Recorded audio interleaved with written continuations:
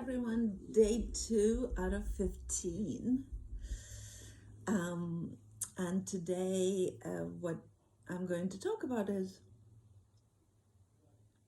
I just went for a walk with my husband, and it's interesting is that in the last several years, I've been really loving my walks on my own.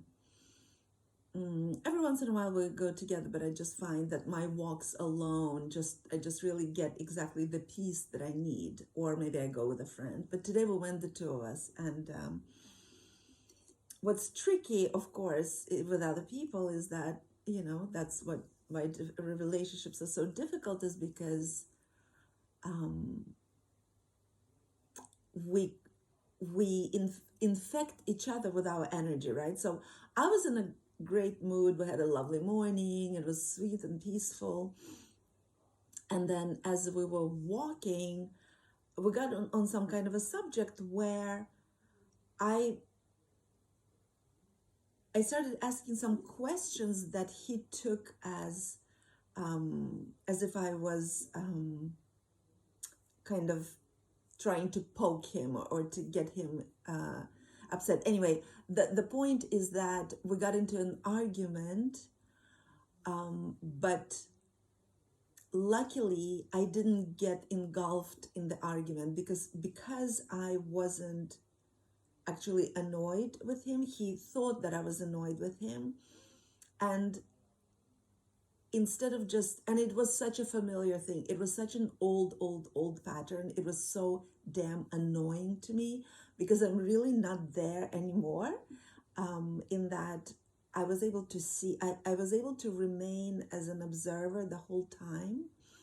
So while he was getting triggered and engulfed in emotions, I wasn't. I mean, I was at some, I was in response to him, but I didn't get unconscious. I remained an observer.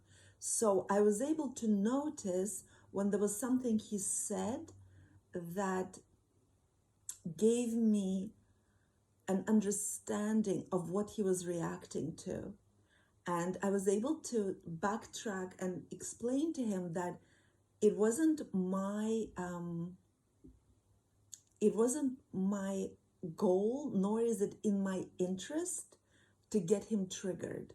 He thought I was getting him riled up by asking something that produces a reaction in him. And I wasn't, because I was in a great mood. It was a beautiful day. So what is interesting is that I was able to, at some point, because my nervous system didn't get triggered, because I was able to stay in the regulated mode, even if I did get a little emotional in the process, I didn't get unconscious. I remained in the present moment. So because I remained in the present moment, I was able to talk to him in a way that I think at some point brought him back into the present moment with him, where I was able to show him that it wasn't my intention, nor was it in my interest to get him riled up in that particular moment. Like, everything was wonderful. Like, it is really interesting for me to see how he still holds, maybe not always, but with me, of course, it's such old wounding, right? So I am a stand-in for something for him. Like, he used to be a stand-in for me. So my tendency in the past was to shut up and brood and be,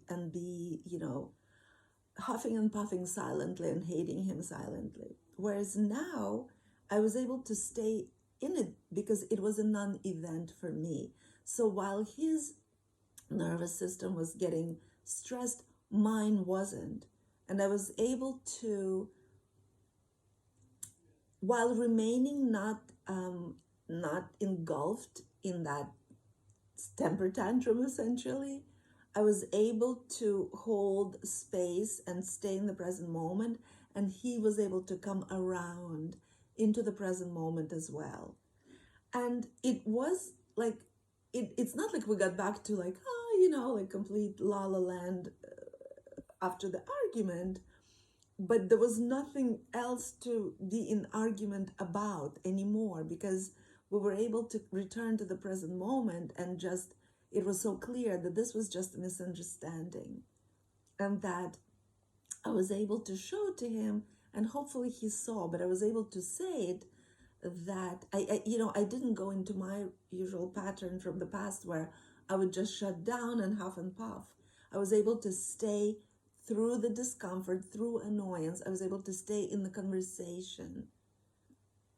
And by speaking calmly and showing him that I wasn't doing this on purpose to rile him up, to get him into a stress cycle, I think he was able to see it. And we were able to come back, both of us, to the present moment, and continued, being a normal in the normal, sort of continued having a normal afternoon. So I just wanted to share how, a lot, I used to think that if our partner is not on the same level of evolution as we are, then we won't be able to advance as a relationship. And I see more and more, and I teach that as well. One person regulated is enough, because when we're in relationship, we're in co-regulation all the time. We affect each other. So as he was, spinning out of control in the past, when I was dysregulated, I would spin out of control with him. And then I would get also very angry that he was ruining a perfectly good day, right?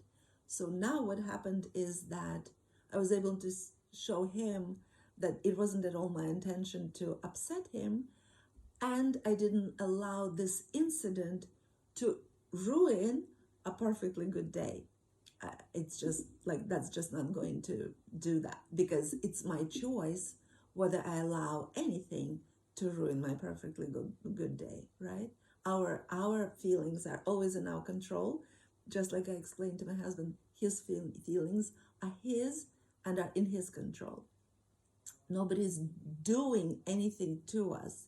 People are being themselves. Our reactions are ours.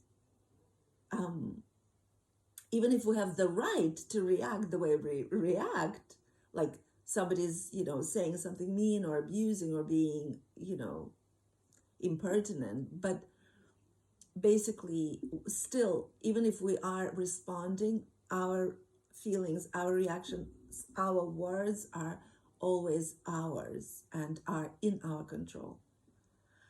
So even if one person remains regulated in an argument, that is alone enough, because usually the most regulated person is the one who brings everything up to the present moment. Because when we're dysregulated, we're no longer in the present moment. We're now in unconscious, reliving some past incidents. So in fact, when he was blaming me for, riling him up, he wasn't even relating to me. I was a stand-in for something that was much, much older. Anyway, so just wanted to share this, because it's, that was really me observing how this works in action. I was able to remain as an observer and didn't lose my cool. I'm very happy. I'm very proud of myself. All right, everyone. See you tomorrow.